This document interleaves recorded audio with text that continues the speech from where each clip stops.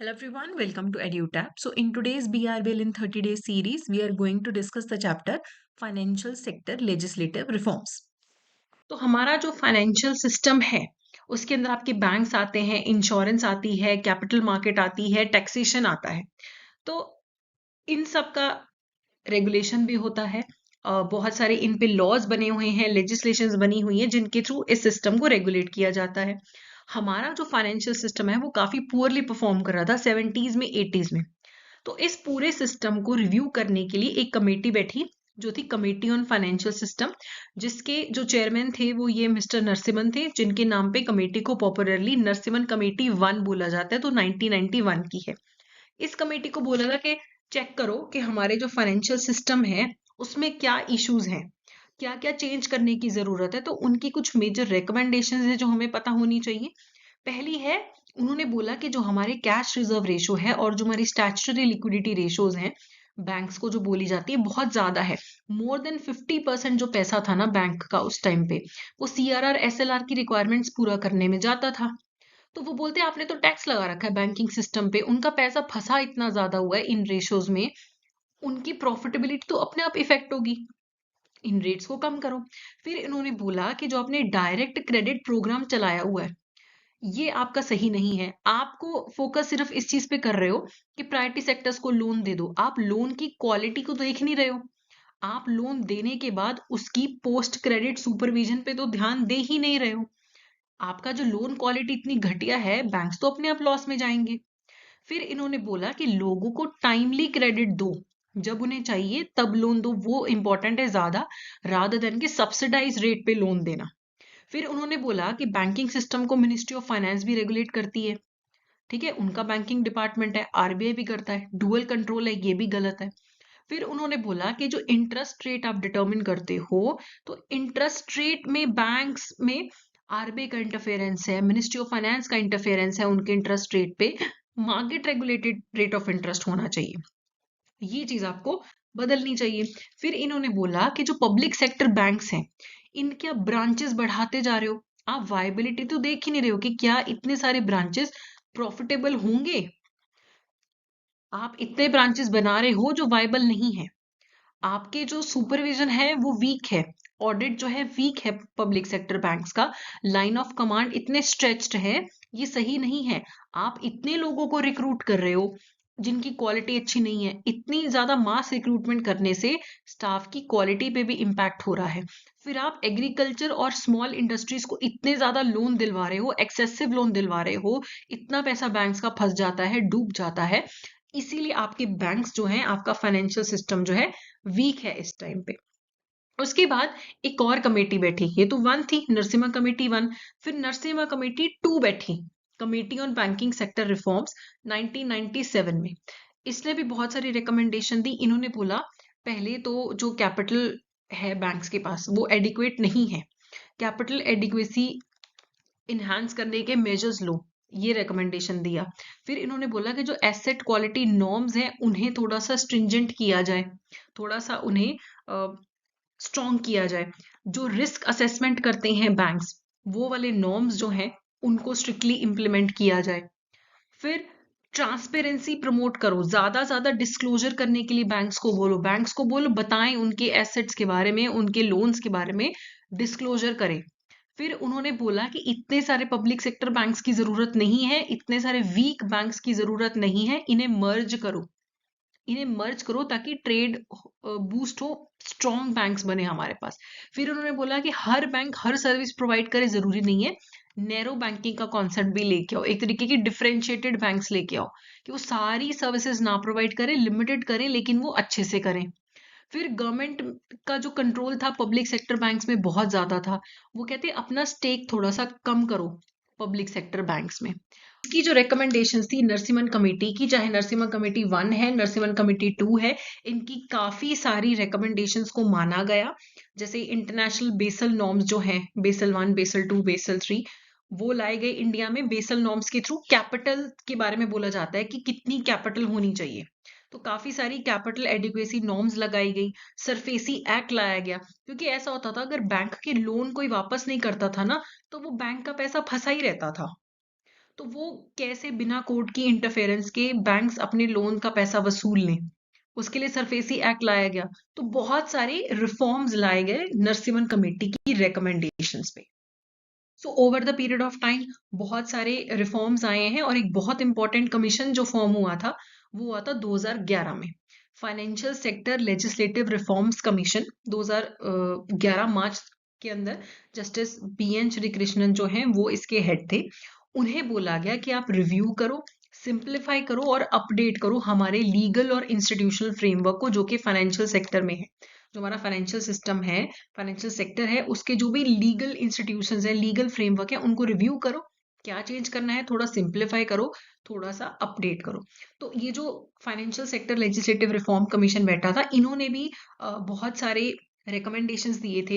इनको देखना था कि बैंकिंग पॉलिसी में क्या चेंज करना है, जो इंस्टीट्यूशंस है उनमें क्या चेंज करना है, सुपरविजन जो होती है फाइनेंशियल सेक्टर की उसमें क्या चेंज करने की जरूरत है, लेजिस्लेशंस में टेक्नोलॉजिकल चेंजेस क्या अडॉप्ट करने की जरूरत है बैंकिंग सिस्टम के अंदर।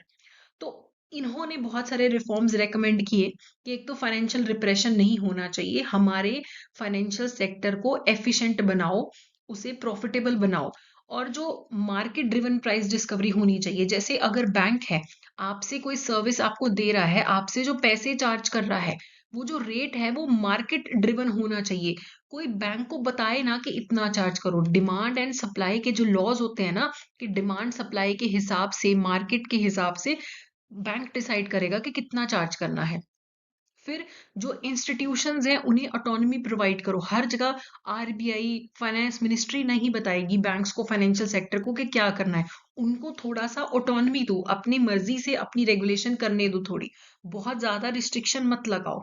और हमारे फाइनेंशियल सेक्टर को रेडी करो इंटरनेशनल कंपटीशन से फाइट करने के लिए। और कोई भी एक्सटर्नल शॉक आए, कोई भी डोमेस्टिक इशू आए, तो हमारा फाइनेंशियल सिस्टम इतना स्ट्रांग होना चाहिए है कि कोई बाहर से एक्सटर्नल शॉक आने पे भी हमारी फाइनेंशियल स्टेबिलिटी मेंटेन रहे। बहुत सारी रिकमेंडेशंस थी बैंकिंग सेक्टर को लेके, मॉनेटरी पॉलिसी को लेके, फाइनेंशियल मार्केट्स को लेके। नरसिम्हा कमेटी ने भी रिकमेंडेशंस दी, फिर financial sector legislative reform commission ने भी बहुत सारी रिकमेंडेशंस दी हैं, जिसके बाद हमने हर एरिया में रिफॉर्म्स लेके आए हैं। तो वो क्या रिफॉर्म्स हैं वो अब हम देखते हैं। तो बैंकिंग सेक्टर में तो कंपटीशन बढ़ाने के लिए बहुत सारे रिफॉर्म्स लाए गए। पहली बात तो पब्लिक सेक्टर के जो बैंक्स हैं उनको ऑटोनॉमी दी गई, पब्लिक ओनरशिप जो है वो रिड्यूस की गई, जो उन्हें बोला गया कि मार्केट से पैसा रेज करो। अब पहले क्या था, ज्यादातर ओनरशिप किसके पास थी, गवर्नमेंट के पास।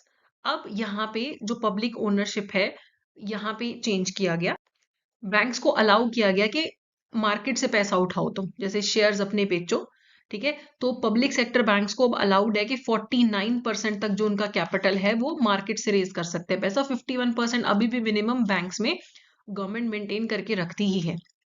पहले जो एंट्री गाइडलाइंस थी वो बहुत ज्यादा स्ट्रिक्ट थी कि कौन बैंक ओपन कर सकता है कौन सा नहीं। तो अब क्लियर गाइडलाइंस हैं कि अगर किसी को Indian private sector, foreign bank या जॉइंट वेंचर बैंक या कोई इंश्योरेंस कंपनी अगर इंडिया में आनी है तो उसके लिए क्या गाइडलाइंस है।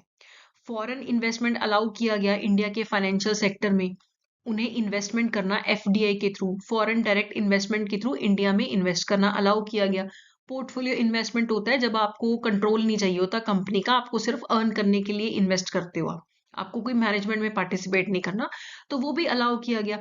बैंक्स को अलग अलग टाइप के प्रोडक्ट्स बेचना अलाउ किया गया, अलग अलग एक्टिविटीज करना अलाउ किया गया ताकि उनकी प्रॉफिटेबिलिटी बढ़े।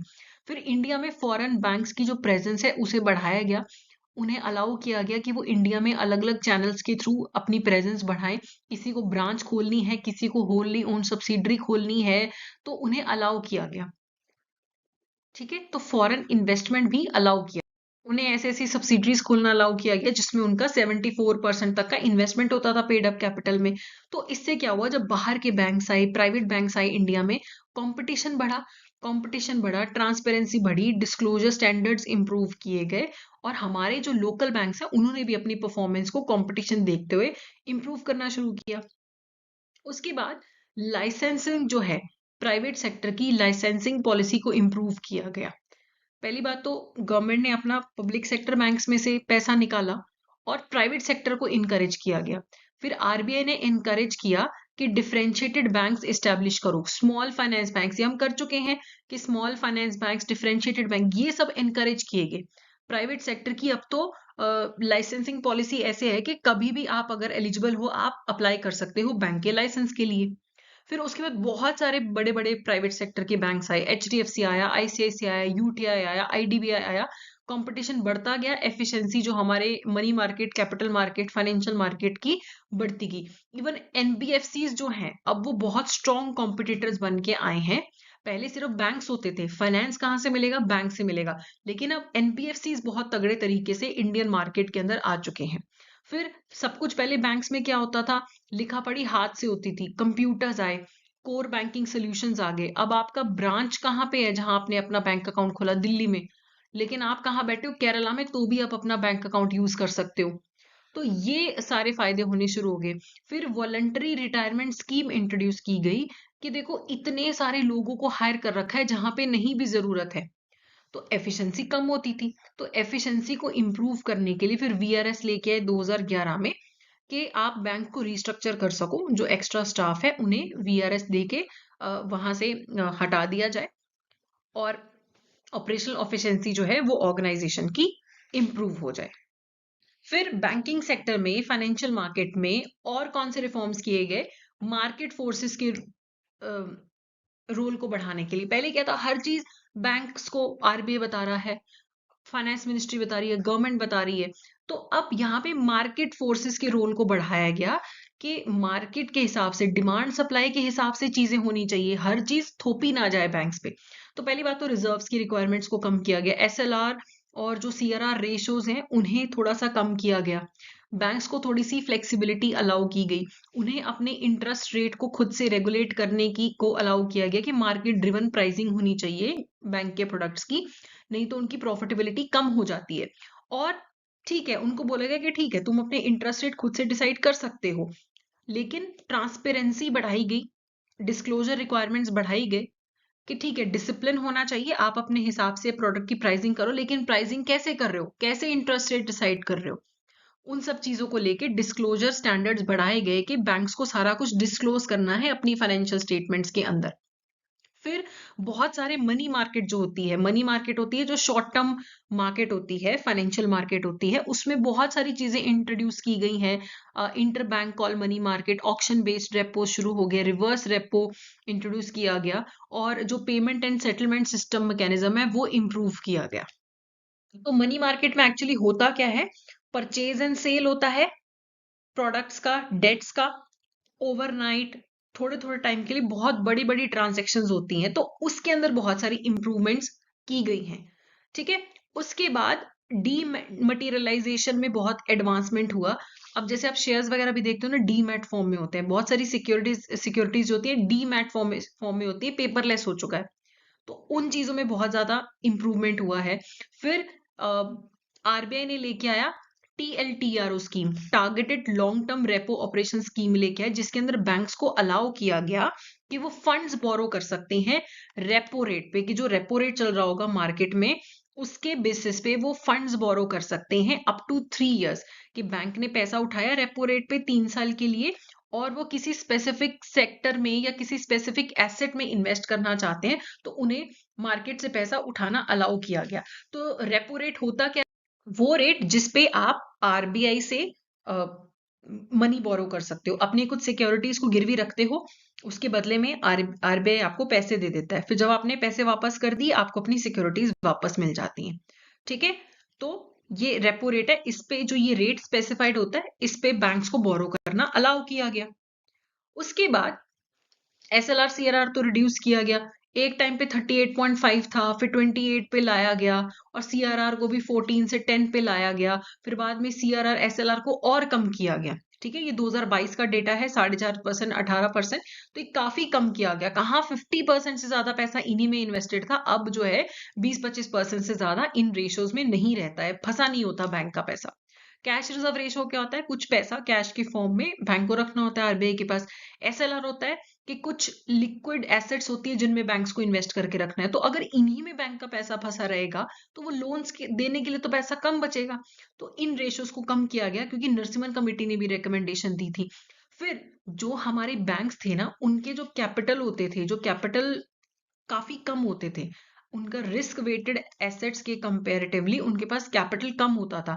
तो capital to risk weighted asset ratio जो है शेड्यूल्ड कमर्शियल बैंक्स के लिए इंट्रोड्यूस किया गया कॉन्सेप्ट्स, कि आपको CRAR एक कॉन्सेप्ट इंट्रोड्यूस किया गया कि ये आपको इतना मेंटेन करना है, ये आपको इतना मेंटेन करना है, ये इंटरनेशनल स्टैंडर्ड्स के हिसाब से था।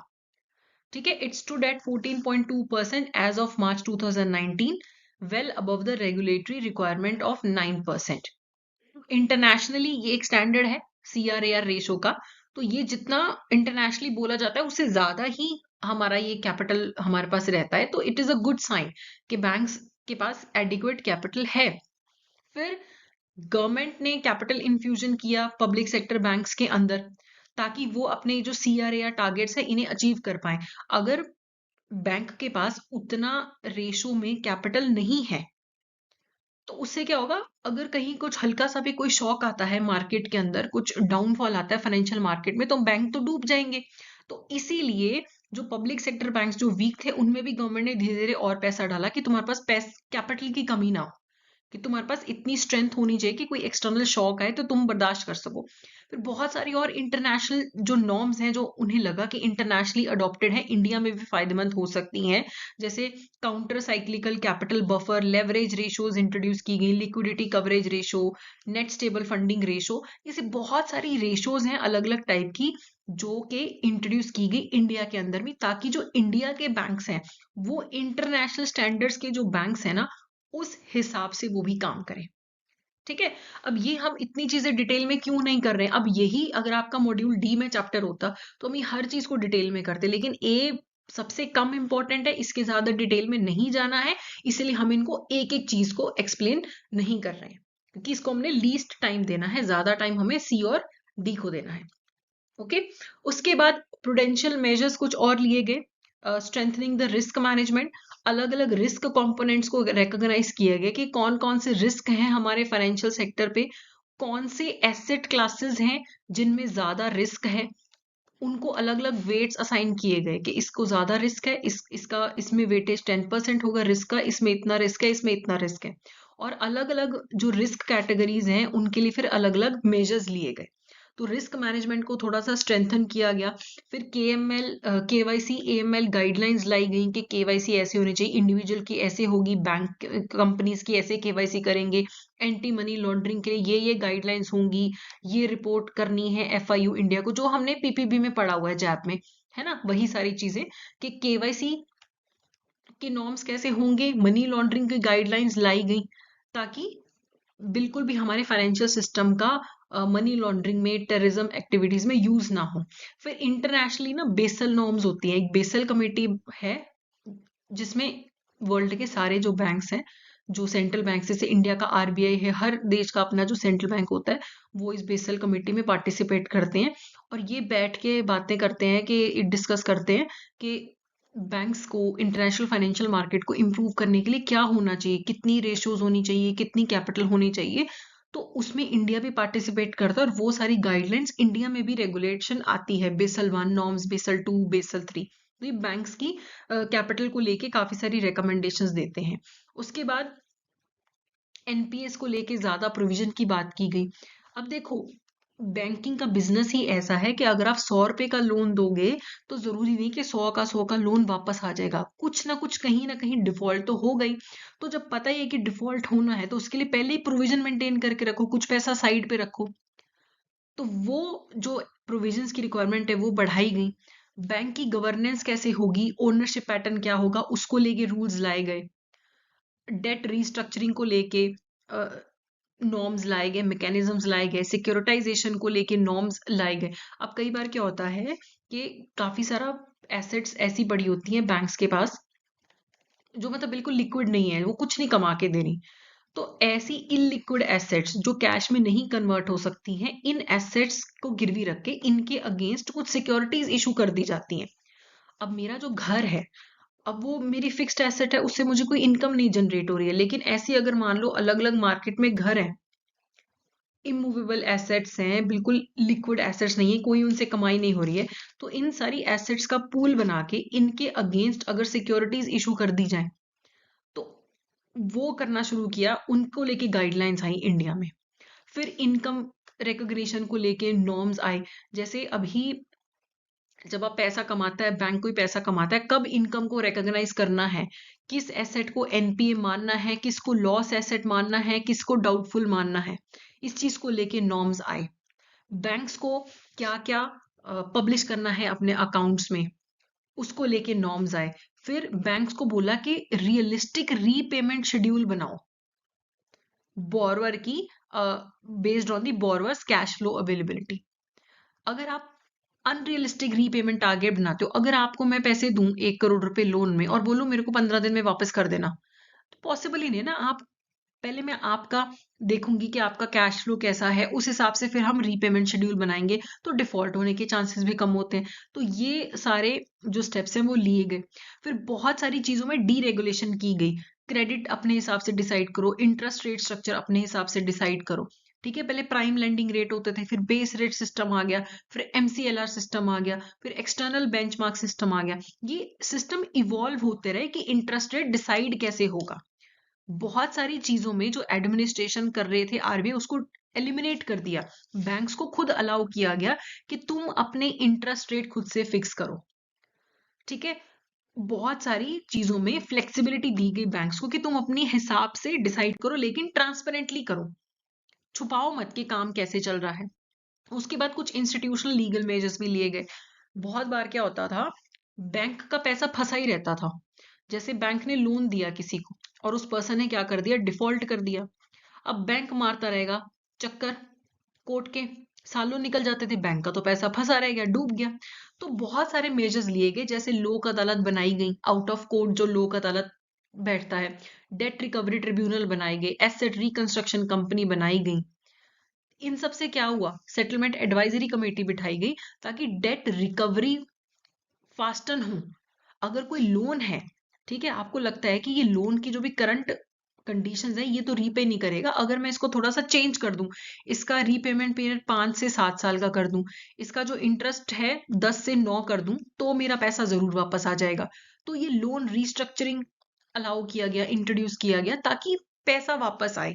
ये लीगल मेजर्स ले गए, सरफेसी एक्ट लाया गया कि कैसे जो सिक्योर्ड क्रेडिटर है वो बिना कोर्ट की इंटरफेरेंस के अपना पैसा वापस ले सकते हैं। फिर सिबिल को इस्टेब्लिश किया गया।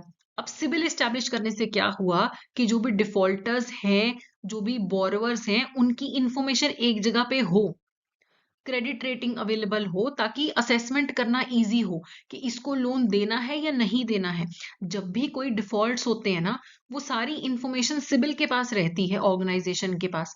तो बैंक्स अगर किसी को लोन देने से पहले सिबिल में चेक कर सकते हैं कि इस पर्सन ने कोई पहले बड़ी डिफॉल्ट तो नहीं कर रखी, इसकी क्रेडिट रेटिंग कैसी है। फिर उसके बाद सीसीआईएल, क्लियरिंग कॉरपोरेशन, जो इंडिया की है, इंडिया लिमिटेड, उसे इस्टेब्लिश किया गया कि जो भी पेमेंट सेटलमेंट्स होती हैं उस प्रोसेस को स्ट्रीमलाइन किया जाए। जो भी मनी मार्केट से पैसा उठाया जाता है, जो कोई भी सिक्योरिटीज हैं, उनकी जो पेमेंट की सेटलमेंट होती है वो अब आसानी से हो सकती है, स्ट्रीमलाइन तरीके से हो सकती है। फिर इंसॉल्वेंसी एंड बैंक्रप्सी कोड लाया गया। अब जैसे कोई कंपनी डूब रही है, वो डूबती थी, वाइंड अप होने में सालों साल लग जाते थे, जब तक वो डूब के बंद होती थी उसकी एसेट्स की कोई वैल्यू नहीं रह जाती थी। तो अब ये प्रोसेस को भी इंसॉल्वेंसी एंड बैंक्रप्सी कोड के थ्रू स्ट्रीमलाइन कर दिया गया है।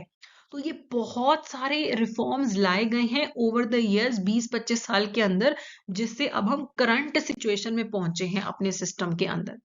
फिर कुछ सुपरवाइजरी मेजर्स लिए गए, जैसे बोर्ड फॉर फाइनेंशियल सुपरविजन बनाया गया। ये टॉप रेगुलेटरी बॉडी है इस टाइम इंडिया में, जो कमर्शियल बैंक्स, फाइनेंशियल इंस्टीट्यूशंस और एनबीएफसीज की वर्किंग को देखती है। ठीक है, ये भी हम पढ़ते हैं इस आपके बीआरबीएल के अंदर, बोर्ड फॉर फाइनेंशियल सुपरविजन को। तो ये टॉप रेगुलेटरी बॉडी है बैंक्स, फाइनेंशियल इंस्टीट्यूशंस और एनबीएफसीज को रेगुलेट करने के लिए। तो पहले हमारे पास क्या होता था, कैमल्स सुपरवाइजरी रेटिंग सिस्टम होता था। कैमल्स सुपरवाइजरी रेटिंग सिस्टम था। तो यहाँ पे कैमल्स का क्या मतलब था, सी से कैपिटल एडिक्वेसी, ए से एसेट की क्वालिटी क्या है, मैनेजमेंट कैसी है, अर्निंग्स कैसी है, लिक्विडिटी पोजीशन क्या है, और सेंसिटिविटी। तो ये रेटिंग सिस्टम होता था कि कैमल्स के बेसिस पे बैंक को रेटिंग दे रहे हैं कि अच्छा बैंक की कैपिटल कैसी है, बैंक की एसेट कैसी है, बैंक का मैनेजमेंट कैसा है, तो इस तरीके से सुपरवाइज किया जाता था। अब कैमल से हटके हम रिस्क बेस्ड सुपरविजन पे आ गए हैं कि कौन कौन से टाइप की रिस्क हैं इस फाइनेंशियल इंस्टीट्यूशन पे, उसको हैंडल करने की उसमें कितनी क्षमता है, उस असेसमेंट पे अब हम आगे कैमल से अब हम रिस्क बेस्ड सुपरविजन पे आ चुके हैं। ऑफ साइट सर्वेलेंस जो है वो भी इम्प्रूव कर दी है। बहुत सारी चीजें जो है ना, आरबीआई को कहीं जाना नहीं पड़ता है रेगुलेशन करने के लिए। ऑफ साइट रेगुलेशन जो है वो बहुत ज्यादा इम्प्रूव हो चुकी है अब। उसके बाद जो स्टैट्यूटरी ऑडिटर्स हैं उनका रोल रीडिफाइन किया गया है। अब अगर आपका ऑडिटर है बैंक का, अगर वही ढंग से ऑडिट करे, तो अगर कहीं पे भी कोई फ्रॉड है, कोई गड़बड़ है, कोई कंप्लायंस नहीं हुई है, तो आरबीआई को पता लग जाता है।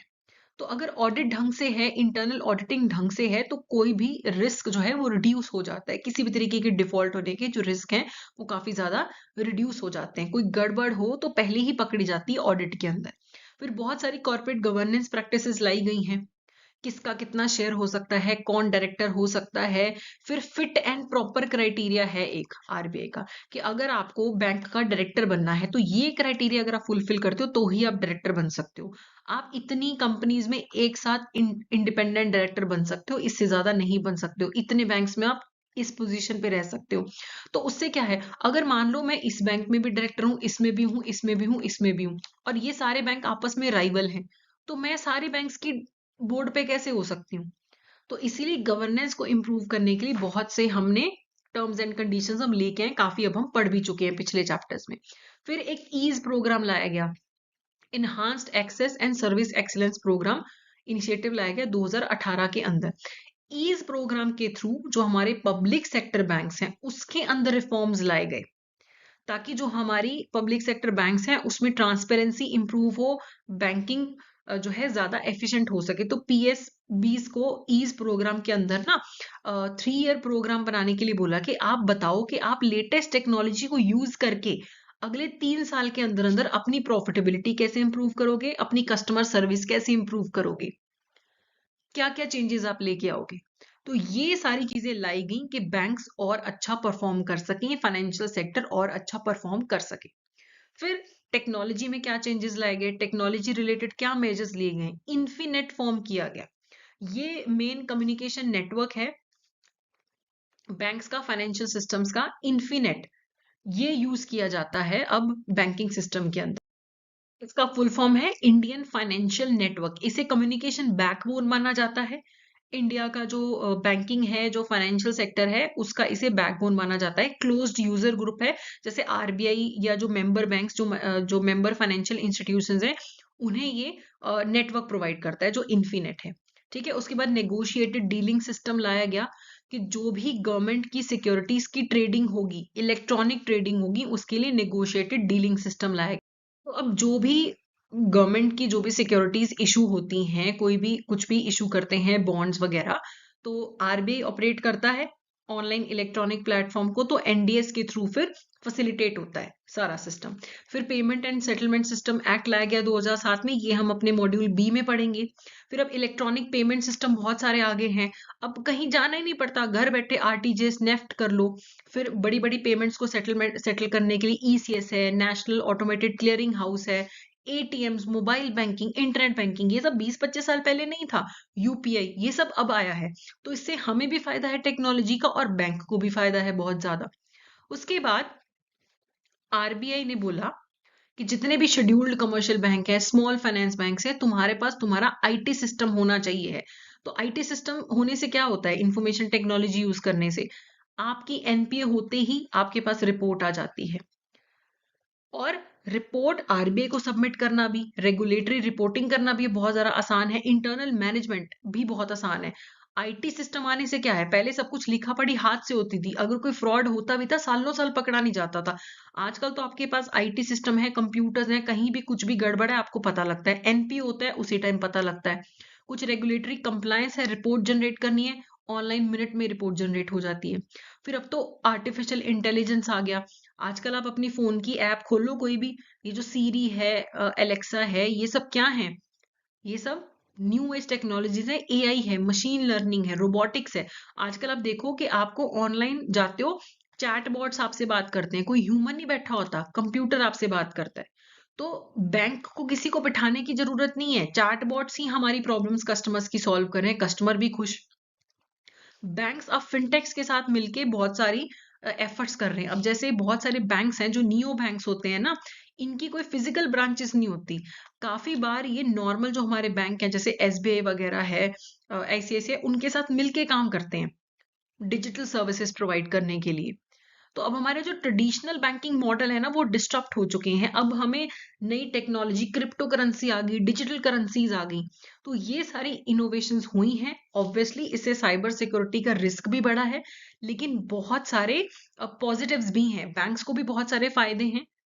और बहुत सारा रेपिटेटिव काम है जो चैटबॉट्स के थ्रू हो जाता है, रोबोटिक्स के थ्रू हो जाता है, और कस्टमर को भी हर चीज टाइम पे जल्दी मिलती है। तो ये बहुत सारे रिफॉर्म्स हैं जो नरसिम्हन कमेटी ने और जो जस्टिस कृष्णन की कमेटी ने बोले थे, वो सारे रेकमेंड किए गए हैं ज्यादातर, जिससे बहुत ही ड्रास्टिक चेंज आया है जो हमारी इस टाइम पे फाइनेंशियल सेक्टर है, जो इस टाइम पे फाइनेंशियल मार्केट है। की जो बुक है उसमें बहुत सारे बड़े बड़े टर्म्स ऐसे दिए हुए हैं बिना एक्सप्लेनेशन के, तो विल ट्राई कि हम उनको एक्सप्लेन कर सकें। पहला है LAF, that is liquidity adjustment facility. ये एक फैसिलिटी है जो आरबीआई ने बैंक्स को प्रोवाइड की है अपनी लिक्विडिटी को मैनेज करने के लिए। तो LAF की दो कंपोनेंट्स हैं, एक है रेपो और एक है रिवर्स रेपो। रेपो यूज होता है कैश इंजेक्ट करने के लिए बैंकिंग सिस्टम में। रेपो में क्या होता है कि बैंक्स अपने कुछ सिक्योरिटीज रखते हैं आरबीआई के पास, और आरबीआई उसके बदले में बैंक्स को क्या देता है, पैसे देता है, और वो पैसा फिर बैंक्स यूज करते हैं लोगों को क्रेडिट देने में, लोन्स देने में। तो इससे क्या होता है कि लिक्विडिटी मैनेज होती है, बैंकिंग सिस्टम में कैश आता है, वो कैश फिर लोगों तक जाता है, तो क्रेडिट की अवेलेबिलिटी लोगों तक बढ़ती है। ओके तो रेपो रेट में क्या होगा, अगर बैंकिंग सिस्टम में कैश इंजेक्ट करने की जरूरत है तो वो रेपो फैसिलिटी के थ्रू ले लेते हैं। ठीक है, इसके रेपो रेट पे ये पैसा बैंक्स को मिल जाता है, ये रेपो की फैसिलिटी है। रिवर्स रेपो में क्या होगा, मान लो अगर बैंकिंग सिस्टम में बहुत ज्यादा पैसा है, ज्यादा पैसा है और ज्यादा लोगों को क्रेडिट मिल रहा है, ज्यादा क्रेडिट है यानी कि लोगों के हाथ में ज्यादा पैसा है, लोगों के हाथ में ज्यादा पैसा है तो इन्फ्लेशन बढ़ती है। अब इन्फ्लेशन को कंट्रोल करना है, बैंकिंग सिस्टम में से पैसे को खींचना है, तो उसमें सामने आता है रिवर्स रेपो। जब ज्यादा लिक्विडिटी हो जाती है तो कैश को सिस्टम में से एब्जॉर्ब करने के लिए रिवर्स रेपो होता है। रेपो में क्या था, आरबीआई से पैसे ले रहे थे, यहाँ पे जो एक्स्ट्रा फंड्स हैं वो आरबीआई के पास रखे जाते हैं। ठीक है, यहाँ पे सिक्योरिटीज इन्वॉल्व होती हैं। रेपो रेट में जब आरबीआई आपको पैसे दे रहा है तो आप अपनी कुछ सिक्योरिटीज उसके पास रखते हो, आरबीआई के पास। जब आप वो पैसा आरबीआई को रिटर्न कर रहे हो एज अ बैंक, तो बैंक अपनी सिक्योरिटीज वापस ले लेगा और आरबीआई को कैश वापस कर देगा। रिवर्स रेपो में जब आप अपना पैसा, बैंक अपना पैसा आरबीआई के पास पार्क करता है तो आरबीआई उसके बदले में कुछ सिक्योरिटीज देता है, तो कोलेटरल कुछ इन्वॉल्व होता है। तो यह है लिक्विडिटी एडजस्टमेंट फैसिलिटी। जब लगे कि सिस्टम में कैश की जरूरत है तो रेपो के तहत आरबीआई बैंक्स को पैसा दे देता है। जब लगता है कि कैश बहुत ज्यादा हो गया है तो फिर वो कैश एब्जॉर्ब कर लिया जाता है रिवर्स रेपो फैसिलिटी के अंदर। तो ये दोनों लिक्विडिटी एडजस्टमेंट फैसिलिटी के अंडर आते हैं। फिर आती हैं एसडीएफ, स्टैंडिंग डिपॉजिट फैसिलिटी। ये भी एक तरीके की फैसिलिटी अवेलेबल है जिसमें अगर बैंक्स के पास सरप्लस लिक्विडिटी है, एक्स्ट्रा पैसा पड़ा है उनके पास, तो वो अपना आरबीआई के पास वो पैसा पार कर सकते हैं। एलएफ फैसिलिटी में क्या था, सिक्योरिटीज कोलेटरल इन्वॉल्व होता था। एसटीएफ फैसिलिटी एक नॉन कोलेटरलाइज्ड लिक्विडिटी मैनेजमेंट टूल है, यानी कि बैंक्स जब अपना पैसा आरबीआई के पास पार्क करते हैं एक्स्ट्रा पैसा, तो आरबीआई उसके बदले में कोई सिक्योरिटीज नहीं देता है, कुछ नहीं देता है, कोई कोलेटरल इन्वॉल्व नहीं होता है।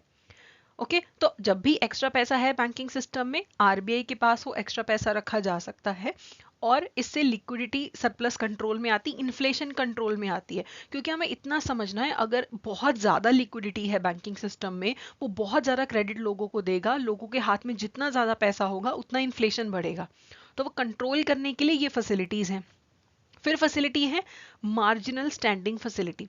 मार्जिनल स्टैंडिंग फैसिलिटी में बैंक्स के पास ऑप्शन है कि जो उनके पास जीसेक्स हैं, गवर्नमेंट सिक्योरिटीज हैं, वो एज अ कोलेटरल रख के वो लोन्स ले सकते हैं, बोरो कर सकते हैं मार्जिनल स्टैंडिंग फैसिलिटी के अंदर।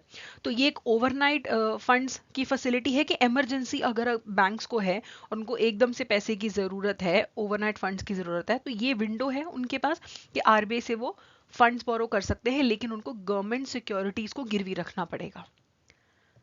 ठीक है, उसके बाद है एमएसएस, मार्केट स्टेबलाइजेशन स्कीम। ये भी एक तरीका है मार्केट से एक्सेस लिक्विडिटी निकालने का। अब मान लो आरबीआई को लग रहा है कि लिक्विडिटी बहुत ज्यादा है, कैश बहुत आ गई है पूरे हमारे फाइनेंशियल सिस्टम के अंदर, अब लिक्विडिटी को कम करने की जरूरत है।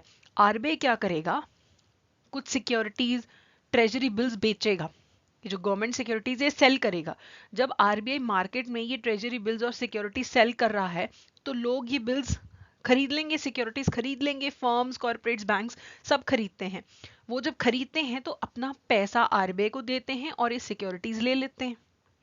इनके बदले में उनको कुछ इंटरेस्ट मिलता है। ट्रेजरी बिल्स वगैरह में क्या है, मान लो आपने 50 लाख के ट्रेजरी बिल्स खरीदे हैं, उनका फेस वैल्यू 50 लाख है, आपको 45 में मिल जाएंगे और एक साल बाद जब ये रिडीम होंगे तो आपको 50 लाख मिल जाएंगे। तो ये सारे मेथड्स हैं लिक्विडिटी मेंटेन करने के। जो भी हमने पढ़ा, एलएफ पढ़ा, हमने स्टैंडिंग डिपॉजिट फैसिलिटी पढ़ा, मार्जिनल स्टैंडिंग फैसिलिटी पढ़ा, मार्केट स्टेबलाइजेशन स्कीम पढ़ा, ये सब तरीके हैं लिक्विडिटी मैनेज करने की। ज्यादा हो रही है लिक्विडिटी, कम हो रही है, तो ये ऑप्शंस अवेलेबल है। और ये सारे मॉनेटरी पॉलिसी रिफॉर्म्स के थ्रू आई हैं ये सारी चीजें। ठीक है, मॉनेटरी पॉलिसी का क्या एम है कि हमारी जो इकोनॉमी है उसमें प्राइजेस स्टेबल रहें, जिस सेक्टर को जितनी क्रेडिट अवेलेबिलिटी है उतनी उनको एडिक्वेट क्रेडिट फैसिलिटी अवेलेबल रहे। जो भी प्रोडक्टिव सेक्टर्स हैं, जो भी इकोनॉमिक ग्रोथ के लिए ज़रूरी हैं, वहाँ पे पैसा हमेशा अवेलेबल रहना चाहिए। तो उसके लिए मॉनेटरी पॉलिसी एड करती है। मॉनेटरी पॉलिसी ये देखती है कि ठीक है, ज़्यादा इन्फ्लेशन ना हो, क्रेडिट अवेलेबल हो। तो पहले क्या होता था, जो इंटरेस्ट रेट होते थे वो एडमिनिस्टर्ड होते थे, बताया जाता था बैंक्स को कि इतना रेट ऑफ इंटरेस्ट होगा, इतना रखना है, इससे ज़्यादा नहीं, इससे कम नहीं। लेकिन अब क्या है, अब डीरेगुलेट कर दिया गया है इंटरेस्ट रेट्स को। लेकिन इसका मतलब ये नहीं है कि आरबीआई अभी भी ध्यान नहीं रखता है मार्केट पे या वो कोई रेगुलेशन नहीं करता है। अब इनडायरेक्टली रेगुलेशन करता है। पहले तो आरबीआई डायरेक्ट इंस्ट्रूमेंट्स यूज करता था कि बैंक्स को बोलता था कि तुमने इतना रेट ऑफ इंटरेस्ट रखना है, इतना सेविंग्स पे, इतना एफडी पे। अब क्या है, इनडायरेक्ट इंस्ट्रूमेंट्स यूज होते हैं, जैसे कि open market operations. Open market operations में क्या होता है, आरबीआई को लिक्विडिटी मैनेज करनी है, उन्हें लगता है कि बहुत ज़्यादा लिक्विडिटी है, तो मार्केट में अगर उन्हें लगता है लिक्विडिटी ज़्यादा है तो वो सिक्योरिटीज इशू कर देते हैं। तो लोग सिक्योरिटीज खरीद ले और अपना कैश आरबीआई के पास उनके पास चला जाता है, लिक्विडिटी कम हो जाती है। अगर आरबीआई को लगता है दैट लिक्विडिटी कम हो रही है, कैश की अवेलेबिलिटी मार्केट में कम है, अगर उन्हें लगता है कैश की अवेलेबिलिटी मार्केट में कम है, लोगों को कैश की जरूरत है, तो आरबीआई फिर सिक्योरिटीज खुद खरीद लेगा। जब आरबीआई खरीदेगा सिक्योरिटीज, लोगों से वापस खरीद लेगा, लोगों को कैश दे देगा, तो मार्केट में लिक्विडिटी बढ़ जाएगी, लोगों के हाथ में पैसा आ जाएगा। जब उसे लगता है लोगों के हाथ में पैसा ज्यादा है तो वो सिक्योरिटी सेल करता है। सिक्योरिटी जब सेल करता है, लोग सिक्योरिटीज खरीदते हैं और पैसा आरबीआई को दे देते हैं। तो ओपन मार्केट में ये ऑपरेशन होते हैं, इनडायरेक्ट इंस्ट्रूमेंट्स अब यूज होते हैं लिक्विडिटी मैनेज करने के लिए। अब एलएफ है, स्टैंडिंग डिपॉजिट फैसिलिटी है, मार्जिनल स्टैंडिंग फैसिलिटी है। तो ये सारी चीजें आई हैं लिक्विडिटी को मैनेज करने के लिए। देखो, अगर मार्केट में लिक्विडिटी बहुत कम है, पैसा बहुत कम है, लोगों को जरूरत के लिए भी क्रेडिट बैंक्स नहीं देंगे, क्योंकि मार्केट में पैसा ही कम है, लिक्विडिटी कम है बहुत ज्यादा। तो जो प्रोडक्टिव सेक्टर्स हैं उनको भी क्रेडिट नहीं मिल पाएगा, इकोनॉमिक ग्रोथ में दिक्कत होगी। और अगर बहुत ज्यादा पैसा है मार्केट के अंदर तो इन्फ्लेशन बढ़ती है। हर एक के पास पैसा है, जब हर एक के पास पैसा आता है तो इन्फ्लेशन बढ़ जाती है। ओके, तो ये सारे रिफॉर्म्स किए गए हैं। अब मनी मार्केट में भी कुछ रिफॉर्म्स किए गए। देखो, फाइनेंशियल मार्केट में दो टाइप्स होते हैं, एक होती है मनी मार्केट, एक होती है कैपिटल मार्केट होती है। तो मनी मार्केट के अंदर आपके शॉर्ट टर्म के फाइनेंशियल इंस्ट्रूमेंट्स होते हैं, एक साल या उससे कम के लिए इंस्ट्रूमेंट्स इशू होते हैं, जैसे कि हमारे पास कमर्शियल पेपर है, सर्टिफिकेट ऑफ डिपॉजिट है, ये 1 साल या उससे कम के लिए इशू होते हैं। और जो हमारी कैपिटल मार्केट है उसमें लॉन्ग टर्म के लिए सिक्योरिटीज इशू होती हैं, जैसे डिबेंचर हो गए, शेयर्स हो गए, ये लॉन्ग टर्म के लिए 5-5, 10-10 साल के लिए इशू होते हैं। वो सब कहाँ पे हैंडल होता है? कैपिटल मार्केट में हैंडल होता है। शॉर्ट टर्म वाले कहाँ पे हैंडल होते हैं? मनी मार्केट में हैंडल होती हैं चीजें। तो मनी मार्केट में भी रिफॉर्म्स किए गए, ठीक है। मार्केट प्लेस को अपॉर्चुनिटीज दी गई ज्यादा शॉर्ट टर्म फंड्स को एक्सेस करने की, एंड मॉनेटरी अथॉरिटीज के पास भी प्रॉपर अथॉरिटी आई लिक्विडिटी को मैनेज करने की। जैसे हमने देखा LAF है, SDF है, सारी सारी फैसिलिटीज आई हैं कि लिक्विडिटी मैनेज्ड है, लेकिन शॉर्ट टर्म फंड्स भी जरूरत हो तो अवेलेबल हैं। इंटरेस्ट रेट को डीरेगुलेट कर दिया गया, अब बैंक्स अपने हिसाब से डिसाइड करते हैं। बहुत टाइप के नए इंस्ट्रूमेंट्स आ गए, जैसे पहले तो ट्रेजरी बिल वगैरह होते थे, गवर्नमेंट सिक्योरिटीज होती थी, गवर्नमेंट के बॉन्ड्स होते थे। अब कमर्शियल पेपर है, सर्टिफिकेट ऑफ डिपॉजिट है, रेपो का अलग से मार्केट हो गया है। तो नए नए इंस्ट्रूमेंट्स आते हैं। जब अब लोगों के पास, बैंक्स के पास, इंस्टीट्यूशंस के पास कई जगह हैं जहां पे वो इन्वेस्ट कर सकते हैं, अलग अलग ऑप्शंस है अपनी रिक्वायरमेंट के हिसाब से, तो फिर मनी मार्केट जो है वो ज्यादा एक्सपैंड करता है। पहले CBLO होता था, अब ट्राई पार्टी रेपो है। ट्राई पार्टी रेपो में क्या है? देखो, एक पार्टी को पैसा चाहिए, एक पार्टी को पैसा देना है। इन दोनों के बीच में अब एक इंटरमीडियरी होता है। जब भी रेपो की ट्रांजैक्शंस होती है ना, रेपो की जो भी ट्रांजैक्शंस होती हैं जहां पे एक पार्टी दूसरी पार्टी से फंड लेती है और कुछ कोलेटरल की फॉर्म में रखती है, अब एक थर्ड पार्टी इंटरमीडियरी का काम करती है। ओके, ये है पार्टी ए, ये है पार्टी बी। इसे पैसों की जरूरत है, इसके पास एक्स्ट्रा पैसे पड़े हैं, तो ए पार्टी कुछ सिक्योरिटीज गिरवी रखेगी, ठीक है, और बी उसके बदले में पैसे दे देगा। ये ना बहुत बड़ी फाइनेंशियल मार्केट में होता है। ऐसा नहीं कि ए और बी आपस में मिल रहे हैं। जैसे अब आप ग्रो ऐप पे शेयर्स खरीदते हो, आपने TCS के शेयर खरीदे, आप कोई TCS कंपनी वालों से थोड़े ना मिलते हो, आप तो ऑनलाइन स्टॉक मार्केट पे कर रहे हो। तो एक इंटरमीडियरी के थ्रू ट्रांजैक्शन हो रही हैं TCS और आपके बीच में। तो यहाँ पे जो रेपो की ट्रांजैक्शन भी हो रही हैं, ट्राई पार्टी रेपो के अंदर दोनों पार्टीज के बीच में एक इंटरमीडियरी होता है, थर्ड पार्टी। तो अब ट्राई पार्टी रेपो ट्रांजैक्शन होती है। पहले CBLO होता था। CBLO में क्या था? अगर ए और बी पार्टीज आपस में ट्रांजेक्शन कर रही है रेपो का, ए पार्टी जो सिक्योरिटीज गिरवी रख रही है, कौन सी रख रही है, बी को पता ही नहीं होता था। तो उतनी ट्रांसपेरेंसी नहीं थी। अब ट्राई पार्टी रेपो जो है उससे बेटर एक ऑप्शन आ चुका है। मार्केट में ज्यादा स्टेबिलिटी आ गई है मनी मार्केट रिफॉर्म्स आने के बाद। उसके बाद गवर्नमेंट सिक्योरिटीज की मार्केट के अंदर भी अब कंसेशनरी फाइनेंसिंग नहीं होता है। पहले तो होता था कि गवर्नमेंट डिक्टेट करती थी सारे टर्म्स एंड कंडीशन, सारे रेट ऑफ इंटरेस्ट, लेकिन अब ऐसा नहीं है। गवर्नमेंट को भी अगर मार्केट से पैसा उठाना है खुद से भी, तो मार्केट ऑक्शन सिस्टम होता है, ऑनलाइन ऑक्शनिंग होती है, उसके थ्रू सब कुछ ट्रांसपेरेंट तरीके से होता है। गवर्नमेंट सिक्योरिटीज जैसे कि GSEC है, गवर्नमेंट सिक्योरिटीज, ट्रेजरी बिल्स हैं, कैश मैनेजमेंट बिल्स हैं, वो RBI ऑक्शन करता है, ठीक है। और अलग अलग इन्वेस्टर्स हैं, चाहे इंडिविजुअल्स हैं, चाहे बैंक्स हैं, चाहे कंपनीज हैं, वो उनके अंदर इन्वेस्ट करती हैं। जो गवर्नमेंट सिक्योरिटीज होती हैं, इनमें रिस्क नहीं होता है डिफॉल्ट होने का, ठीक है, रिस्क नहीं होता है बिल्कुल भी। लेकिन पहले क्या होता था, जब भी गवर्नमेंट को जरूरत पड़ती थी तो वो RBI को बोलती थी कि तुम मार्केट में इस रेट पे तुम हमें पैसा उठा के दो, या इस रेट पे हमारे जो गवर्नमेंट सिक्योरिटीज हैं इन्हें सेल करो। लेकिन अब सब कुछ मार्केट में ऑक्शन सिस्टम पे सब कुछ चलता है, सब कुछ बहुत ही ज्यादा ट्रांसपेरेंट तरीके से चलता है। और ये जो गवर्नमेंट की सिक्योरिटीज अगर एक बैंक खरीदता है, ट्रेजरी बिल्स खरीदता है, तो वो सारे उसको SLR मेंटेन करने में भी हेल्प करते हैं। अब सारे बैंक्स को स्टैट्यूटरी लिक्विडिटी रेशो मेंटेन करके रखनी होती है, ठीक है। उसमें क्या होता है कि कुछ एसेट्स में उनको इन्वेस्ट करके रखना पड़ता है, कुछ सिक्योरिटीज में उनको कुछ अपना पैसा हमेशा इन्वेस्ट करके रखना है, कि बाय चांस अगर कल बैंक डूबने वाला हो तो ये एसेट्स बेच के पैसा पूरा हो जाए। स्टैट्यूटरी लिक्विडिटी रेशो में एक परसेंटेज RBI बताता है।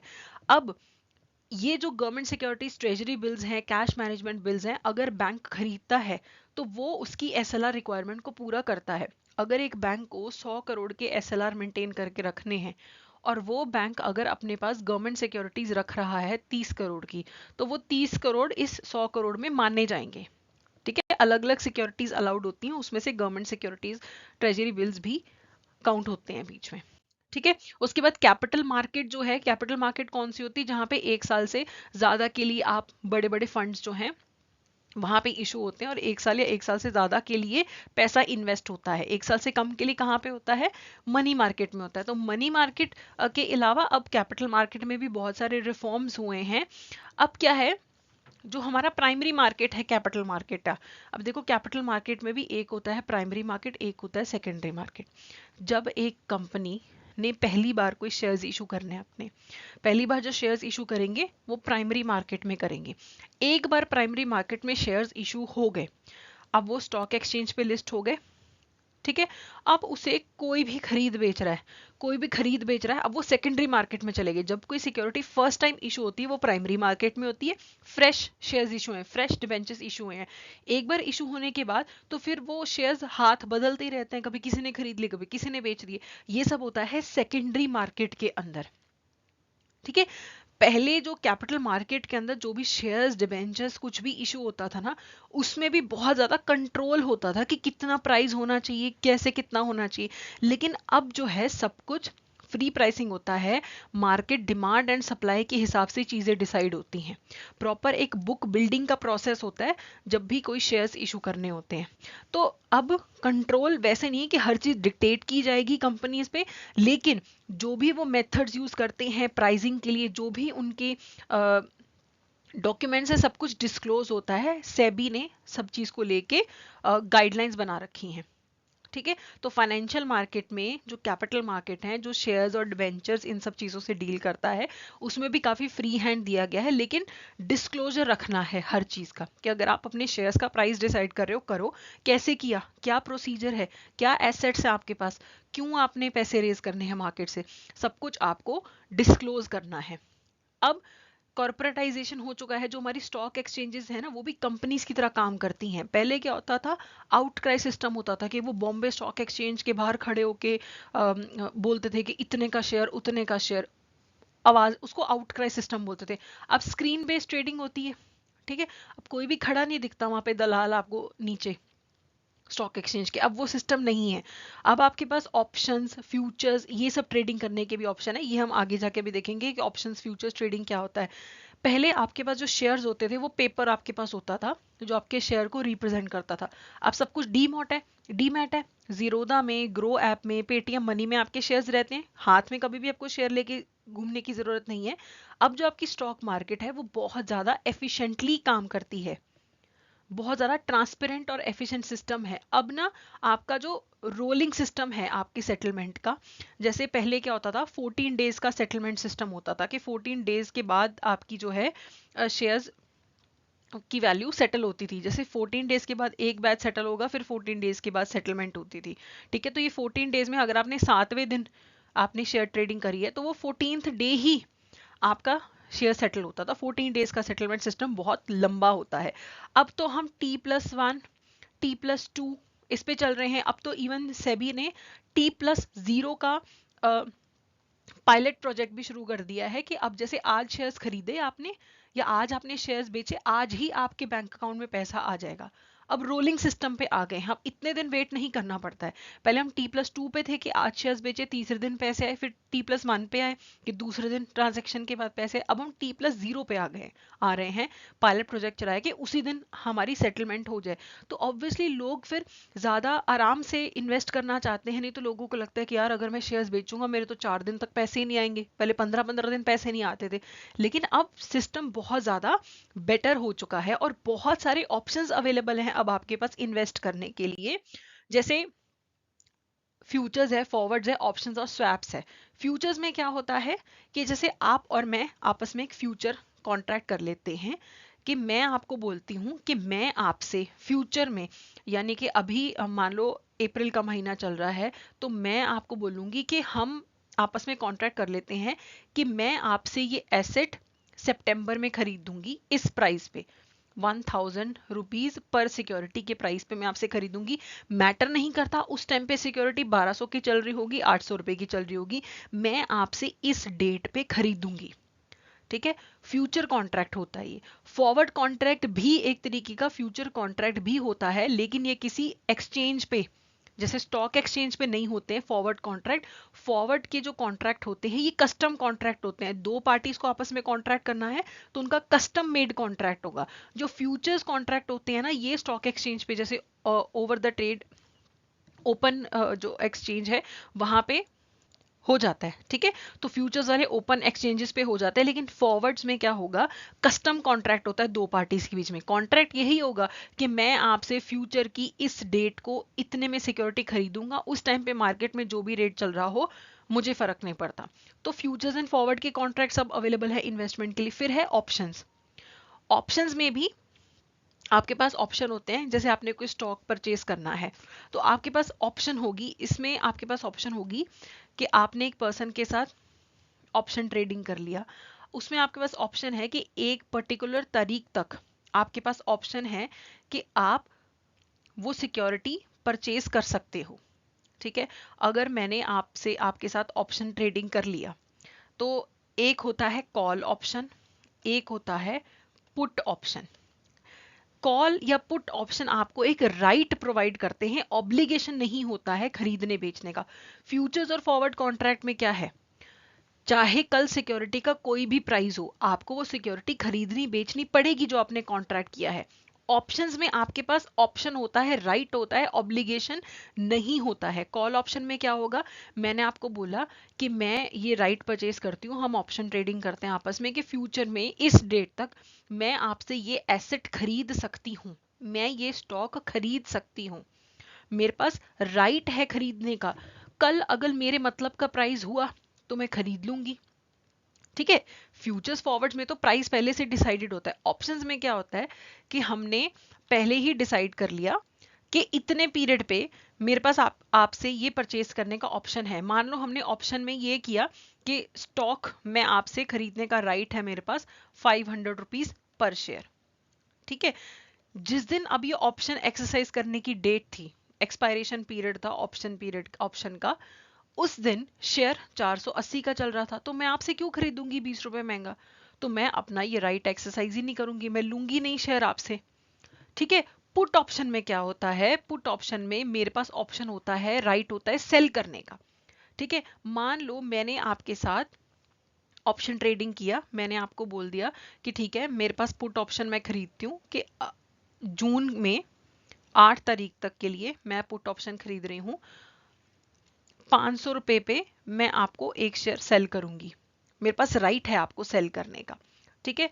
जब जून में 8 तारीख आई, जब इसको एक्सरसाइज करने का टाइम आया ऑप्शन को, तब मार्केट में जो रेट चल रहा था ना शेयर का वो 520 रुपए चल रहा था। अब मैं आपको क्यों बेचूंगी, जब मैं 520 में बेच सकती हूँ, मैं आपको 500 में क्यों बेचूंगी, मेरे पास राइट है, मैंने वो राइट एक्सरसाइज नहीं किया आपको 500 में बेचने का। तो कॉल ऑप्शन में खरीदने का राइट होता है कि खरीदो ना खरीदो, डिपेंडिंग अपॉन के प्राइस आपके फेवर में है या नहीं है। पुट ऑप्शन में आपके पास सेल करने का ऑप्शन होता है कि आप सेल करना चाहते हैं नहीं, ऑप्शन है। फ्यूचर फॉरवर्ड में तो करना ही पड़ता है, मार्केट प्राइस कुछ भी हो, आपने जो प्राइस पहले डिसाइड किया था उस पर आपको सेलिंग बाइंग करनी ही पड़ती है। ऑप्शन में आपके पास राइट है, आप खरीदना चाहो, कॉल ऑप्शन में आपके पास ऑप्शन होता है खरीदने का, एक पर्टिकुलर प्राइस पे आप खरीद सकते हो। आपको लगता है नहीं मार्केट में उस टाइम पे सस्ता है तो आप सस्ते में खरीद लोगे, आप अपना ऑप्शन एक्सरसाइज नहीं करोगे। पुट में आपके पास ऑप्शन होता है सिक्योरिटी सेल करने का, आप वो कर भी सकते हो नहीं भी कर सकते हो, अगर आपके फेवर में जा रहा है तो करोगे, नहीं तो नहीं करोगे, ठीक है। स्वैप्स में क्या होता है, स्वैप में मान लो एग्जांपल से समझते हैं, एक आपने लोन लिया, जब आपने लोन लिया रुपी का रेट जो है वो हाई चल रहा था, आपने डॉलर्स में लोन ले लिया, आपने यूएस डॉलर्स में लोन ले लिया, ठीक है। तो आप जो पेमेंट करते थे, आप पहले रुपी को डॉलर में कन्वर्ट करते थे, फिर आपका लोन का पेमेंट होता था। रुपी बहुत स्ट्रांग चल रहा था, रुपी की वैल्यू अच्छी चल रही थी, एकदम से रुपी की वैल्यू गिर गई, कहाँ पे 100 रुपए में $2 आ रहे थे, अब 120 रुपए में $2 आ रहे हैं। आपको तो डॉलर्स में पेमेंट करनी है, आपको तो महंगा पड़ रहा है। ऐसी ही सिचुएशन एक और जेंटलमैन की भी है, उनके साथ क्या हो रहा है, उन्होंने रुपी में लोन लिया हुआ था, है ना, उन्होंने रुपी में लोन ले रखा था, उनको भी कुछ इंटरेस्ट रेट की दिक्कत आ रही है या करेंसी का इशू आ रहा है उनको भी पेमेंट करने के अंदर। अब वो चाहते हैं कि मैं रुपी में नहीं करना चाहता, मैं यूएस डॉलर्स में करना चाहता हूँ। आप यूएस डॉलर्स में नहीं करना चाहते, आप रुपए में करना चाहते हो, आप एक दूसरे से स्वैप कर लोगे। आप आपका लोन अमाउंट सेम है, सब कुछ सेम है, आप स्वैप कर लोगे। आप उससे रुपी वाला लोन का प्रिंसिपल ले लोगे, वो आपसे डॉलर वाला ले लेगा। ठीक है, तो ये एक स्वैपिंग है, ये भी एक तरीका अवेलेबल है अपने पैसे इन्वेस्ट करने का। ये इंटरेस्ट रेट को लेके भी स्वैपिंग होती है, करेंसीज को लेके भी स्वैपिंग होती है। तो ये सारी चीजें over the period of time develop की गई हैं, लोगों को ऑप्शंस दिए गए हैं इन्वेस्ट करने के। तो अब आपके पास 100 तरीके हैं इन्वेस्ट करने के। तो हमारी जो फाइनेंशियल मार्केट है वो बहुत ज्यादा अब डेवलप हो चुकी है। Then there were reforms in the foreign exchange market also, forex market. तो फॉरेक्स मार्केट के अंदर पहले जो एक्सचेंज रेट डिसाइड होते थे, पहले पहले क्या होता था, पहले गवर्नमेंट डिसाइड करती थी कि फॉरेन करेंसी का एक्सचेंज रेट क्या होगा। आज अब क्या है, अब तो चेंज होता रहता है। कभी डॉलर का रेट 80 रुपये है, कभी 75 है, कभी 76 है, कभी 77 है। वो मार्केट डिसाइडेड है, फ्लोटिंग है, चेंज होता रहता है। पहले ना फिक्स्ड सिस्टम होता था कि गवर्नमेंट बोलती थी कि अब से यूएस डॉलर जो है आपको 60 रुपये में मिलेगा, आपको 60 रुपए देके एक यूएस डॉलर मिलेगा। तो ये फिक्स्ड होता था। अब क्या है, फ्लोटिंग है। आरबीआई थोड़ा बहुत मैनेज करता है, लेकिन मार्केट के हिसाब से डिसाइड होता है कि क्या एक्सचेंज रेट होगा। अब बहुत सारे प्रोडक्ट्स आ गए हैं इन्वेस्ट करने के लिए, जैसे हमने डिस्कस किया, ऑप्शंस है, स्वैप्स है, और अब हम कैपिटल अकाउंट कन्वर्टिबिलिटी की तरफ भी मूव कर रहे हैं। देखो, पहले ना इंडिया की इकोनॉमी होती थी बहुत ज़्यादा वीक, तो हमारे लिए ये पॉसिबल नहीं था कि हम लोगों को अलाउ कर दें कि जितना मर्जी डॉलर खरीदो, जितना मर्जी रुपी बेच बेच के डॉलर खरीदो। हमें अलाउड नहीं था कि हम जितना चाहें रुपी को डॉलर में कन्वर्ट कर लें, जितना चाहे डॉलर को रुपी में कन्वर्ट करें, रुपी को डॉलर में। तो ये जो कन्वर्टेबिलिटी थी, एक करेंसी से दूसरे करेंसी में कन्वर्ट करने में बहुत ज़्यादा रिस्ट्रिक्शंस थी। अब हमने क्या बोला है कि अगर तो आपको करंट अकाउंट की ट्रांजैक्शंस करनी है, अगर आपको करंट अकाउंट की ट्रांजैक्शंस करनी है, तब आप जितना मर्जी रुपी टू डॉलर कन्वर्ट करो। लेकिन जो कैपिटल अकाउंट की ट्रांजैक्शंस होती हैं, वहाँ पे अभी हमारे रिस्ट्रिक्शंस हैं। अभी भी US dollar to rupee, rupee to dollar या पाउंड, जो भी फॉरेन करेंसी है, उसमें कन्वर्ट करने में अभी हमें लगता है कि अभी हम रेडी नहीं है। हमारी इकोनॉमी स्टेबिलिटी एकदम से हिल जाएगी अगर हम एकदम से लोगों को बोलेंगे जितना मर्जी डॉलर्स का रुपी, रुपी का डॉलर करवा लो। ओके, तो वो अभी अलाउड नहीं है। लेकिन अब हम धीरे धीरे मूव करें। करंट अकाउंट्स की कोई ट्रांजैक्शन करनी है आपको, करंट अकाउंट में जितना मर्जी आप रुपी डॉलर, डॉलर रुपी, येन सब कन्वर्ट करवा सकते हो। लेकिन कैपिटल में अभी रिस्ट्रिक्शंस है। लेकिन अभी हम उस तरफ मूव कर रहे हैं कि ठीक है, पूरे तरीके से हम पैसा कन्वर्ट करना अलाउ कर देंगे। जैसे करंट अकाउंट की ट्रांजैक्शंस कैसे होती हैं, जैसे हम कोई इंपोर्ट एक्सपोर्ट करते हैं, गुड्स सर्विसेज खरीदते हैं फॉरेन कंट्रीज में, फिर उनको पेमेंट करते हैं, वो करंट अकाउंट ट्रांजैक्शंस हैं। जो हम कंट्रीज को कोई लोन देते हैं, कोई इन्वेस्टमेंट करते हैं, वो हमारी कैपिटल अकाउंट ट्रांजैक्शंस है। उसमें अभी कन्वर्टेबिलिटी फुली अलाउड नहीं है, लेकिन उस तरफ को हम चल रहे हैं। उसके बाद मार्केट में काफी ज्यादा स्टेबिलिटी आए है। हमारी जो फाइनेंशियल मार्केट है काफी स्ट्रांग है। दुनिया में कोई फाइनेंशियल क्राइसिस आता भी है, हमारी जो कंट्री है वो संभल जाती है, क्योंकि हमारी अब जो मार्केट्स है, फाइनेंशियल मार्केट्स है, काफी ज्यादा स्ट्रांग है। जहां जरूरत है आरबीआई इंटरवेंशन करता है। लेकिन फिर भी हम एफिशिएंसी जो है अपनी पूरी बना के रखने की कोशिश करते हैं। और अब हमारे जो ट्रांजैक्शंस का वॉल्यूम है बहुत ज़्यादा इंक्रीज हो गया है। अब लोग बहुत ज़्यादा शेयर ट्रेडिंग करने लगे हैं, बहुत ज़्यादा इन्वेस्टमेंट्स करने लगे हैं। पहले क्या होता था, पैसे बचाने एफडी कर लो, पीपीएफ में डाल दो। अब लोग म्यूचुअल फंड में डालते हैं। अब लोग शेयर्स ट्रेडिंग, ऑप्शन स्वाप्स, ये सारी चीज़ें भी अब करने लग गए हैं। ठीक है, ऑप्शन ट्रेडिंग हम ऑप्शन क्यों रखते हैं, रिस्क कम करने के लिए अपना। ठीक है, हमारा रिस्क कम होता है। तो ये सारे ऑप्शन अब हमारे पास बहुत ज़्यादा अवेलेबल है, और लोग अब ज़्यादा इन्वेस्ट करने लगे हैं। हमारे जो कैपिटल है वो बहुत ज़्यादा जनरेट हो रही है हमारी कंट्री के अंदर। अब बहुत सारे लिबरलाइजेशन मेजर्स भी हम इंडिया में लेके आए हैं। तो की लिबरलाइजेशन कौन से हुए हैं, permitting authorized dealers to initiate trading positions and invest in overseas market। जो हमारी फॉरेन एक्सचेंज की ट्रांजैक्शंस होती हैं, हम किन के थ्रू करते हैं, हम सिर्फ ऑथराइज्ड डीलर्स के थ्रू कर सकते हैं। हम पहले पढ़ चुके हैं, इवन जैब के टाइम पे भी हमने पढ़ा है।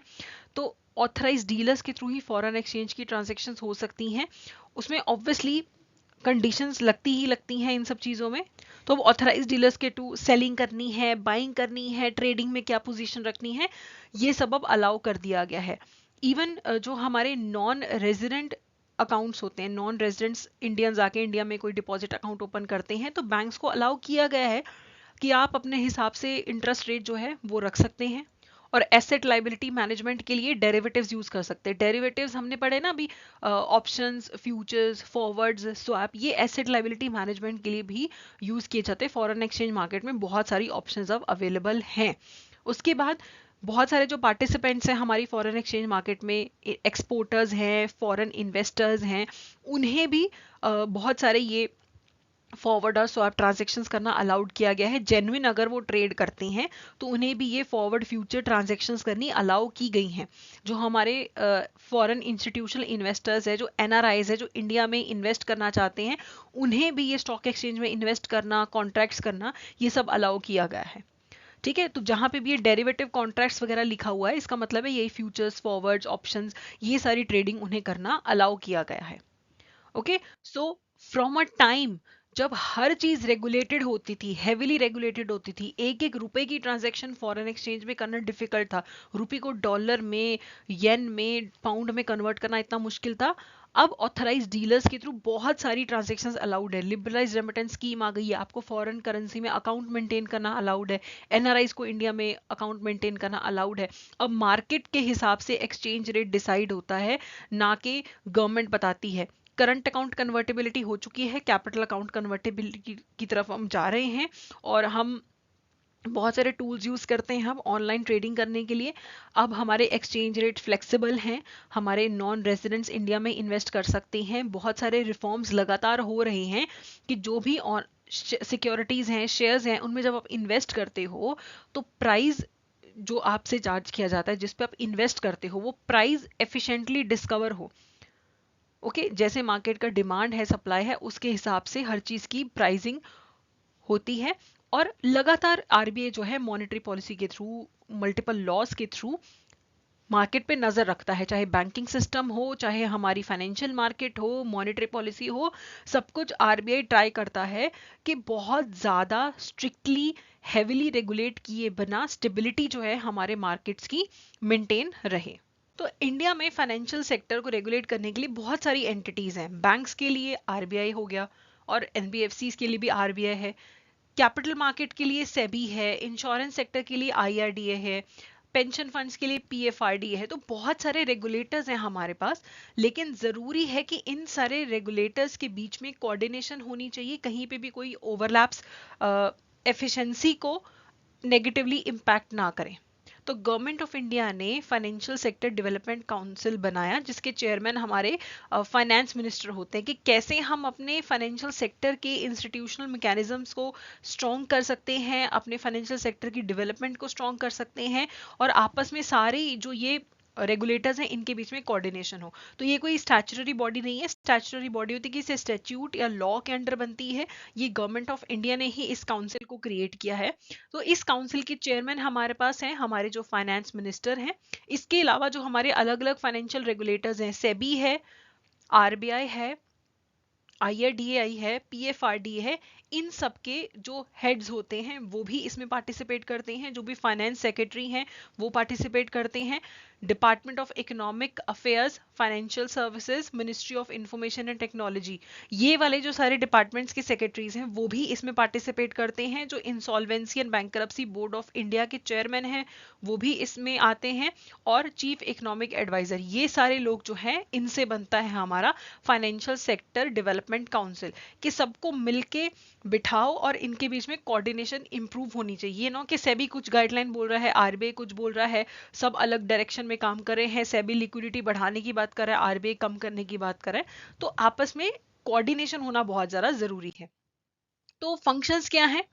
जो भी हमारे मैकेनिज्म्स हैं, इंस्टीट्यूशंस हैं फाइनेंशियल स्टेबिलिटी के रिगार्डिंग, वो स्ट्रांग हो, हमारे देश में फाइनेंशियल स्टेबिलिटी बने रहे, फाइनेंशियल डेवलपमेंट होनी चाहिए है, और जो भी सुपरविजन है इकोनॉमी के अंदर, जो भी नॉर्म्स हैं ढंग से इंप्लीमेंट हो, और जो हमारे बड़े बड़े फाइनेंशियल कॉन्ग्लोमेरेट्स हैं, जो बहुत बड़ी बड़ी कंपनीज हैं, फाइनेंशियल इंस्टीट्यूशंस हैं, उन पे भी नजर रखी जाए। अगर कोई बैंक्स हैं हमारे जो बहुत ज्यादा जिनके पास कैपिटल है, अगर वो कोई भी डिफॉल्ट करते हैं, कोई इशू होता है, तो पूरी इकोनॉमी नेगेटिवली इंपैक्ट होगी। तो उन पे एक्स्ट्रा रेगुलेशन करने की जरूरत है। सारे रेगुलेटर्स आपस में कोऑर्डिनेशन करके चलें और हमारे देश में फाइनेंशियल लिटरेसी की प्रमोशन का भी काम करें और फाइनेंशियल इंक्लूजन के भी इनिशिएटिव्स करें। तो ये सारे काम है फाइनेंशियल सेक्टर डेवलपमेंट काउंसिल के। अब इस काउंसिल की बहुत सारी सब कमेटीज और सब पार्ट्स हैं। तो सबसे पहले आती है हमारे पास FSDC की सब कमेटी। तो इस सब कमेटी के जो चेयरमैन हैं वो होते हैं हमारे RBI के गवर्नर। काउंसिल इतना फ्रीक्वेंटली नहीं मिल पाता है जितनी बारी ये सब कमेटी मिल पाती है। इसमें सारे FSDC के मेंबर्स होते हैं इस सब कमेटी में, और जो चारों डेप्यूटी गवर्नर्स हैं RBI के वो भी होते हैं, और एक एडिशनल सेक्रेटरी होता है जो डिपार्टमेंट ऑफ इकोनॉमिक अफेयर्स का, वो भी इसमें आते हैं। तो ये एक्चुअली प्रैक्टिकली ज़्यादा काम करती है कंपेयर टू जो हमारा मेन काउंसिल है। उसके बाद है इंटर रेगुलेटरी टेक्निकल ग्रुप है। It is setup for inter regulatory coordination. इसका बेसिक काम सिर्फ और सिर्फ इसी चीज पे फोकस करना है कि जो फाइनेंशियल सेक्टर के सारे रेगुलेटर्स हैं उनकी आपस में कोऑर्डिनेशन हो। इसको हेड करते हैं RBI के एग्जीक्यूटिव डायरेक्टर। इसमें मेंबर्स होते हैं एग्जीक्यूटिव डायरेक्टर लेवल के या चीफ जनरल मैनेजर लेवल के जो ऑफिसर्स होते हैं ना, बाकी रेगुलेटर्स के, जो भी सेबी है, IRDAI है, उनके जो CGM ED लेवल के ऑफिसर्स हैं वो इसमें पार्टिसिपेट करते हैं और ये डिस्कस करते हैं कि कैसे हम फाइनेंशियल स्टेबिलिटी को मेंटेन रखें, कैसे हमारे बीच में कोऑर्डिनेशन होना चाहिए काम करते समय। ये जो ग्रुप होता है ये 2-3 महीने में एक बार मिलता है और सारी इश्यूज को डिस्कस करता है। Then we have technical group on financial inclusion and financial literacy. इसके नाम से ही आपको पता लग रहा है कि इनका काम है फाइनेंशियल इंक्लूजन और फाइनेंशियल लिटरेसी को लेके बात करना, फाइनेंशियल स्टेबिलिटी को लेके बात करना। तो इसका जो चेयरपर्सन है वो होते हैं RBI के deputy governor for financial stability. तो RBI के जो deputy governor for financial stability हैं वही इसके चेयरपर्सन बनते हैं। इसमें भी जो बाकी के रेगुलेटर्स हैं उनके रिप्रेजेंटेटिव्स आते हैं, डिपार्टमेंट ऑफ इकोनॉमिक अफेयर्स में से भी आते हैं, डिपार्टमेंट ऑफ फाइनेंशियल सुपरविजन में से भी आते हैं। इनका मेन काम है कि हम देश में कैसे फाइनेंशियल इंक्लूजन और फाइनेंशियल लिटरेसी को प्रमोट करें। लोगों को अलग अलग इंस्ट्रूमेंट्स के बारे में पता होना चाहिए कि कहाँ इन्वेस्ट करना है, कैसे इन्वेस्ट करना है, अपनी फाइनेंशियल प्लानिंग कैसे करनी है, वो सब चीज़ें हमें प्रमोट करनी है। उसके बाद आते हैं inter regulatory forum for monitoring financial conglomerates. अब बहुत बड़े बड़े जो फाइनेंशियल कंपनीज हैं जिनके पास बहुत सारा कैपिटल है, अब उन्हें अलग से ध्यान से ज़्यादा मॉनिटर करना बहुत ज़्यादा ज़रूरी है, क्योंकि जैसा मैंने आपको बताया कि अगर उनका फेलियर होता है तो बहुत इश्यूज क्रिएट हो सकते हैं। तो ये बड़े बड़े जो फाइनेंशियल कॉन्ग्लोमरेट्स हैं, बड़ी बड़ी कंपनीज हैं, उन्हें ये रेगुलेट करते हैं, उन पे ज़्यादा ध्यान देते हैं। जो डेप्टी गवर्नर है RBI के वो इसे हेड करते हैं। बाकी जो भी अलग अलग हमारे रेगुलेटर्स हैं, सेबी वगैरह हैं, उनमें से भी सीनियर रिप्रेजेंटेटिव्स इसमें से आके पार्टिसिपेट करते हैं। उसके बाद है working group on resolution regime for financial institutions. इसका काम क्या है कि हमारा एज FSDC गोल क्या है और हमारा करंट जो लीगल फ्रेमवर्क है उनमें क्या गैप है, उन गैप्स को देख के स्टडी करना और रेकमेंड करना कि कहाँ कहाँ हमने लेजिस्लेशंस लेके आना है, कहाँ कहाँ हमें लॉज में चेंजेस करने की जरूरत है। ये वो गैप को फिल करने की बात करते हैं। इसके जो चेयरपर्सन है वो भी हमारे डेप्यूटी गवर्नर ऑफ RBI ही हैं। कि जो हमारा रेजोल्यूशन था जब हमने FSDC बनाया और जो एक्चुअली अभी इंडिया में सिचुएशन है फाइनेंशियल सेक्टर की, क्या कोई लीगल फ्रेमवर्क में गैप है, उसे फिल करने के लिए ये रिकमेंडेशंस देते हैं। फिर आता है मैक्रो फाइनेंशियल मॉनिटरिंग ग्रुप। इसके जो चेयरपर्सन हैं वो हैं हमारे चीफ इकोनॉमिक एडवाइजर। तो ज्यादातर या तो RBI के लोग हैं, यहाँ पे कौन है, मैक्रो फाइनेंशियल मॉनिटरिंग ग्रुप के अंदर चीफ इकोनॉमिक एडवाइजर हैं। इस ग्रुप में मिनिस्ट्री ऑफ फाइनेंस के जितने भी डिपार्टमेंट्स हैं उनके रिप्रेजेंटेटिव्स आते हैं। ये क्या हमारी इकोनॉमी में मैक्रो इकोनॉमिक डेवलपमेंट्स हो रही हैं, क्या फाइनेंशियल डेवलपमेंट्स हो रही हैं, हमारी इकोनॉमी में क्या वल्नरेबिलिटीज हैं, कहीं कोई अर्ली वार्निंग सिग्नल्स तो नहीं है, कोई इश्यूज तो नहीं है, कहीं हमारी इकोनॉमी को किसी चीज से कोई खतरा तो नहीं है। ये वो सारी चीजें डिस्कस करते हैं और उन पे रिकमेंडेशंस देते हैं। उसके बाद है हमारे पास अर्ली वार्निंग ग्रुप। ये कोऑर्डिनेट करता है रिस्पॉन्सेज क्राइसिस के टाइम पे। तो अगर कोई फाइनेंशियल क्राइसिस आए तो कौन रिस्पॉन्स बताएगा, क्या देना है? ये अर्ली वार्निंग ग्रुप होता है। इसके जो चेयरपर्सन है वो आरबीआई के डेप्यूटी गवर्नर हैं। कौन से वाले? जो in charge of financial markets department है वो इसके चेयरपर्सन है। इसमें जॉइंट सेक्रेटरी लेवल के रिप्रेजेंटेटिव्स आते हैं डिपार्टमेंट ऑफ इकोनॉमिक अफेयर्स में से, डिपार्टमेंट ऑफ फाइनेंशियल सुपरविजन में से, तो अलग से ग्रुप बना रखा है। आखिरी है हमारे पास इस चैप्टर में crisis prevention and monitoring framework. ये जो हमारे पास ग्रुप है, फ्रेमवर्क है, ये रेगुलेटरी अथॉरिटीज के साथ कोलैबोरेट करता है कि कोई भी अगर हमारी स्टेबिलिटी है, फाइनेंशियल या इकोनॉमिक स्टेबिलिटी है, उसमें अगर कोई थ्रेट्स आने वाले हैं उनका अर्ली आइडेंटिफिकेशन करना और उन्हें मिटिगेट करने की कोशिश करना कि कैसे उस थ्रेट से हमें जो भी फर्क पड़ रहा है उसे कम करना। सिर्फ प्रिवेंशन करने की बात नहीं करते हैं कि अगर कोई थ्रेट आने वाला है उसको प्रिवेंट कैसे कर सकते हैं, इवन उसको मैनेज कैसे करना है अगर आ गया तो उसकी भी ये बात करते हैं। इसमें एक एंकर डिवीजन भी बनाया गया है इस फ्रेमवर्क के अंदर, जो मॉनिटर करता है, एनालाइज करता है और एक्शन लेता है कोई भी फाइनेंशियल सेक्टर के अंदर कोई भी वल्नरेबिलिटीज हैं उसको लेके।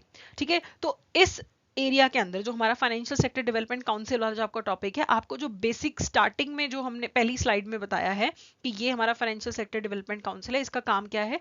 सारे जो भी रेगुलेटर्स हैं उनके बीच में कोऑर्डिनेशन लेके आना, कब सेटअप हुआ, कौन हेड है, ये आपको बेसिकली याद कर रखना है। जो मेन एफएसडीसी है, ठीक है, वो सबसे ज्यादा इंपॉर्टेंट है। ये सब ग्रुप्स हैं इनके के बारे में एक तो इनके नाम याद कर लेना कि क्या ये एफएसडीसी का पार्ट है या नहीं है। इनके नाम याद करने, कौन किसमें कौन चेयरपर्सन है, ये दो चीजें याद रख लेना कि नाम और किसके कौन चेयरपर्सन है। ओके, सो यहाँ पे हमारा ये चैप्टर खत्म होता है। So that's it for today, thank you so much. अब इसके रिगार्डिंग कुछ एमसीक्यूज करते हैं। पहला है, which committee was set up by the government of India in August 1991 to conduct a comprehensive examination of the structure, organization, functions and procedures of the financial system as called Committee on Financial Systems। तो ये कौन सी committee थी? It was Narasimhan committee. इसे 1991 में लाया गया था कि जो फाइनेंशियल सिस्टम है उसका थोड़ा सा कॉम्प्रिहेंसिव एग्जामिनेशन करना है। नेक्स्ट है, which of the following recommendations were made by the Narasimham committee to strengthen the banking system.